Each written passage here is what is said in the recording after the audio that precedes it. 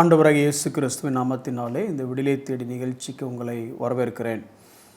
கடந்த சில நாட்களாக நாம் தேவனை தெரிந்து கொள்ளுவோம் அல்லது ஆண்டவரை அறிந்து கொள்ளுவோம் அப்படிங்கிற தலைப்பின் கீழே நம்ம படிச்சுட்டு வரோம். இது எந்த அளவுக்கு முக்கியம் அப்படின்னா, நம்ம வாழ்க்கையில் தேவனை எந்த அளவுக்கு தெரிந்து கொண்டிருக்கிறோமோ அந்த அளவுக்கு தான் நம்மளுடைய விசுவாசம் அதிகரிக்கும், நம்மளுடைய பயம் அது விலகி போகும். அதனால் வேதத்திலிருந்து தேவனை வேறு எங்கே தெரிந்து கொள்ள முடியல, யாருடைய அனுபவத்திலிருந்தும் தெரிந்து கொள்ள முடியாது. அது அவங்களுடைய சொந்த அனுபவம். இன்ஃபாலியபிள் சஃபிஷியன்ட் வேர்ட் ஆஃப் காட், ஒரு நாளும் அழிந்து போகாத, குறைந்து போகாத போதுமான தேவ வார்த்தை நம்ம கையில் கொடுக்கப்பட்டிருக்கிறது. Scripture alone and scripture only. இந்த வசனத்திலிருந்து நம்ம தேவனை தெரிந்து கொள்ள போகிறோம்.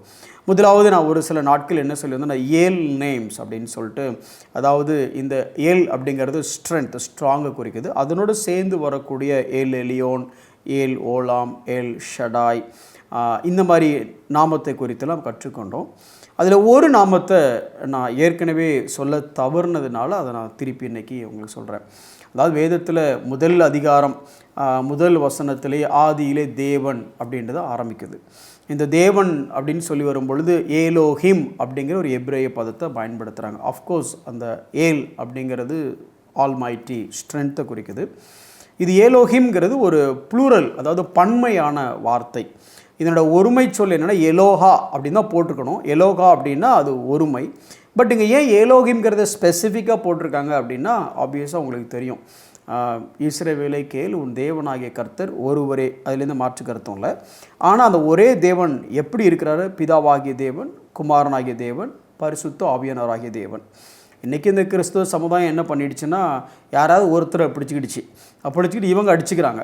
அதாவது அவங்க இசைந்து செயல்படுறாங்க, அது வேறு விஷயம். அவங்கள பிரித்தே பார்க்க முடியாத அளவுக்கு அவங்க செயல்படுறாங்க.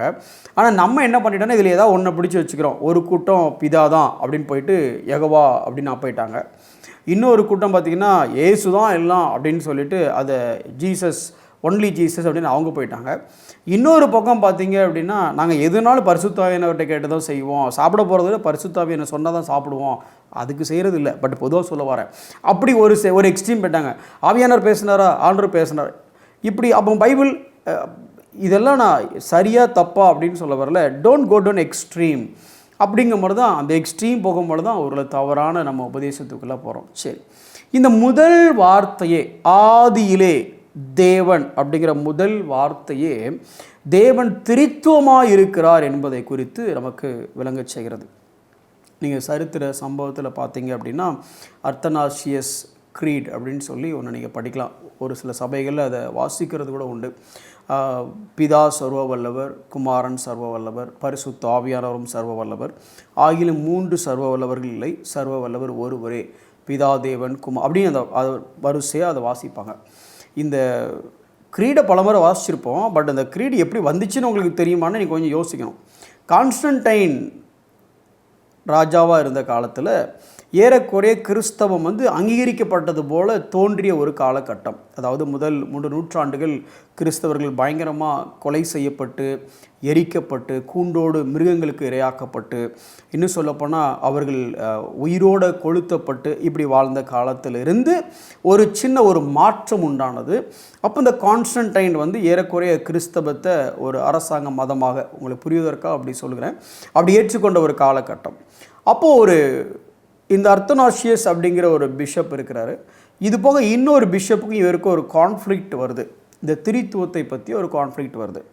அப்போ இந்த கான்ஸ்டன்டைன் என்ன பண்ணுறாருன்னா, எல்லோரும் என்னோட ராஜா அரண்மனைக்கு வாங்க, அங்கே டிஸ்கஸ் பண்ணிக்கலாம் அப்படின்னு சொல்கிறாங்க. அப்போ எல்லோரும் அரண்மனைக்கு வராங்க. அரண்மனைக்கு எல்லா பிஷப்பும் அங்கே வரும் பொழுது, ஒரு பிஷப்புக்கு கண் இல்லை, ஒரு பிஷப்புக்கு ஒரு பக்கம் கை இல்லை, ஒரு பிஷப்புக்கு உடம்பு பாதி பக்கம் எரிஞ்சிருக்கு.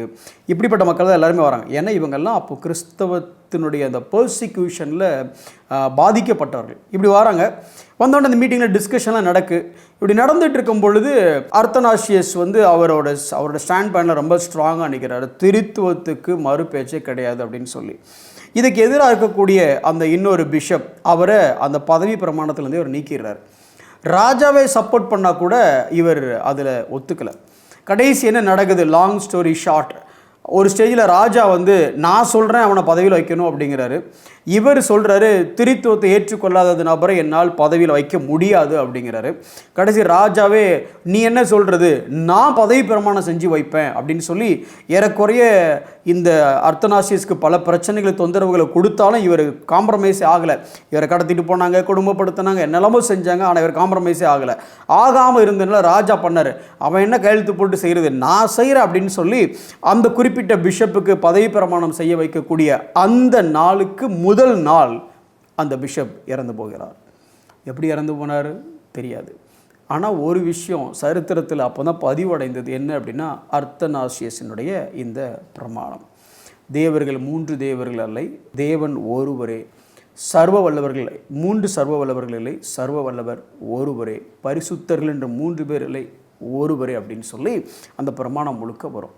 அப்போ இந்த வேதத்தினுடைய ஆரம்பத்திலேயே இந்த ஏலோஹிம் அப்படின்னு தேவன் நமக்கு சொல்லும் பொழுது திருத்துவத்தை அங்கேயே நேல் டவுன் பண்ணுறார். அங்கேயே ஆணி அடித்த மாதிரி அடித்து காமிக்கிறாரு.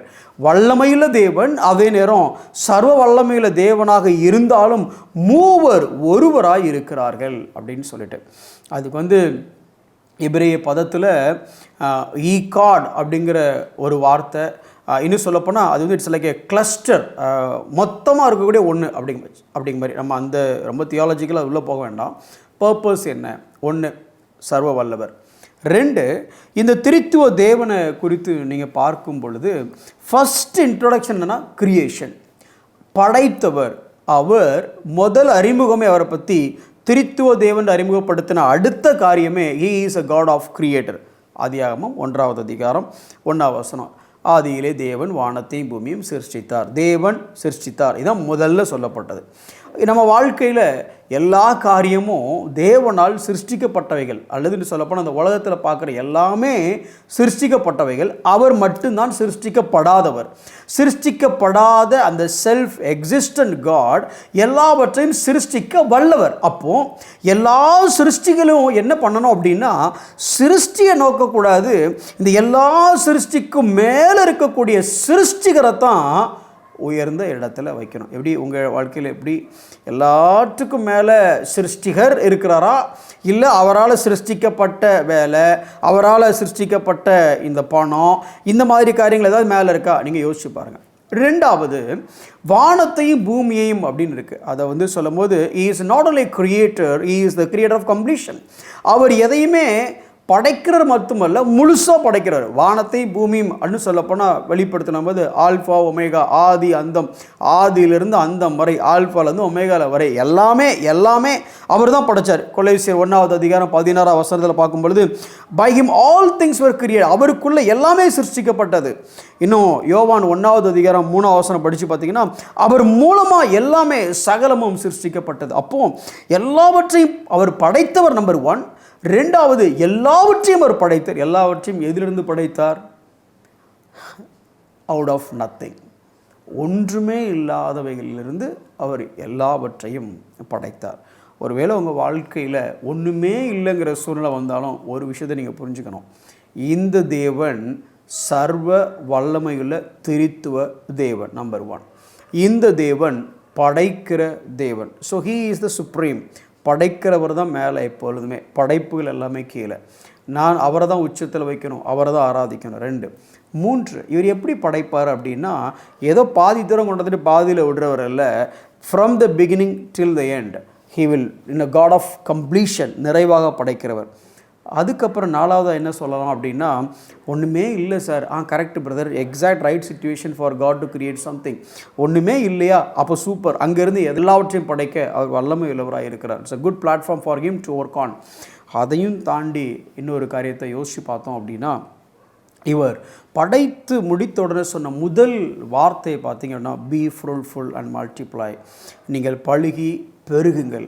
எனக்கு அருமையான சகோதரனே சகோதரியே, ஒருவேளை இந்த தேவன் உங்கள் வாழ்க்கையில் சில காரியங்களை துவக்கினார் அப்படின்னு சொன்னால் அவர் ஆரம்பித்ததை அவர் முடிக்க வல்லவராக இருக்கிறார். அது மாத்திரம் அல்ல, அவர் வாய் திறந்து படைத்த தேவன் வாய் திறந்து சொன்ன முதல் காரியம் பி ஃப்ரூட்ஃபுல் அண்ட் மல்டிப்ளை. ஆசீர்வதிக்கிற தேவனாக இருக்கிறார். நீங்கள் உடனே இதை எடுத்துட்டு இந்த ஆசீர்வாதம் நம்ம வாழ்க்கையில் பிள்ளை, குடும்பம், வீடு, காரு இதெல்லாம் பழகி பெருகணும். நல்ல விஷயந்தான், தப்பு இல்லை. அதே பிரின்சிபல் எடுத்து கொஞ்சம் ஆத்துமாவுக்கும் போட்டு பாருங்களேன். இந்த ஆத்துமாவும் ஆண்டவரை பற்றிய சுவிசேஷத்தினால் மனம் திரும்புகிற ஆத்துமாக்களும் பழகி பெருகணும். ரட்சிக்கப்பட்ட மக்களும் பழகி பெருகணும். சபைகளும் பழகி பெருகணும். விசுவாசிகளும் பழகி பெருகணும். சீஷர்கள் பழகி பெருகணும். ஊழியர்கள் பழகி இப்போ இல்லாமல் யோசிக்க மாட்டோம்ல, பட் அப்படியும் யோசிக்கலாம். அவர் பெருகச் செய்கிற தேவன். வீட்டை மட்டும் இல்லை, பணத்தை மட்டும் இல்லை, பொருளை மட்டும் இல்லைங்க, ஆத்துமாக்களையும் கூட, சபைகளையும் கூட, சீஷர்களையும் கூட அவர் பெருகச் செய்ய முடியும். அவர் கிரியேட்டர், முழுவதுமாக படைத்தவர், தொடங்கினதை முடிக்க வல்லமையுள்ளவர், ஒன்றுமே இல்லாதவைகளிலிருந்து எல்லாவற்றையும் படைத்தவர். அவர் ஆசீர்வதிக்கிறார். அவர் மேல் விசுவாசமாக இருங்கள். வாழ்க்கை ஆசீர்வாதமாக இருக்கும். கண்களை மூடி நாம் ஜெபிப்போம். அன்புள்ள ஆண்டவரே, ஏலோஹிம், திரித்துவ தெய்வமே, உம்மை நன்றியோடு ஸ்தோத்தரிக்கிறோம். எங்களை நீர் படைத்தவராய் இருக்கிறீர், நாங்கள் படைப்பாய் இருக்கிறோம். ஆண்டவரே, the creation should worship the creator. நாங்கள் எந்த சிருஷ்டியையும் வணங்காமல் இந்த சிருஷ்டிகரை மாத்திரம் வணங்க எங்களுக்கு நீர் உதவி செய்யும். ஒருவேளை சோர்வான காலங்கள் வரும் பொழுது இவர் படைத்தவர், எதையும் தொடங்கினவர், பாதியில் விட்டுட்டு போகிறவர் அல்ல. Once he starts he will bring into completion. நீர் செய்து முடிக்க வல்லவராக இருக்கிறீர். ஒருவேளை ஒன்றுமே இல்லாத சூழ்நிலையாக இருந்தாலும் கூட இல்லை, ஒன்றுமே இல்லாதவற்றிலிருந்து எல்லாவற்றையும் படைத்த தேவன் என் வாழ்க்கையில இந்த காரியங்களை மாற்றி அமைப்பாருங்கிற விசுவாசத்தை எங்களுக்கு தாங்க ஆண்டவரே. எல்லாவற்றிற்கும் மேலாக அப்பா, நாங்கள் பழுகி பெருக ஆசீர்வதிப்பதே உடைய சித்தமாக இருக்கிறது. அதே ஆசீர்வாதங்களை நாங்கள் ஆவிக்குரிய வகையிலும் பெற்றுக்கொள்ள ஆண்டவரை உலக பொருள்னால மாத்திரம் அல்ல ஆண்டவரை, இந்த ஆவிக்குரிய காரியங்களில் ஆத்துமாவிலையும் அதே மாதிரி ஆசீர்வாதங்களை நாங்கள் அனுபவிக்க எங்களுக்கு நீர் உதவி செய்யும்.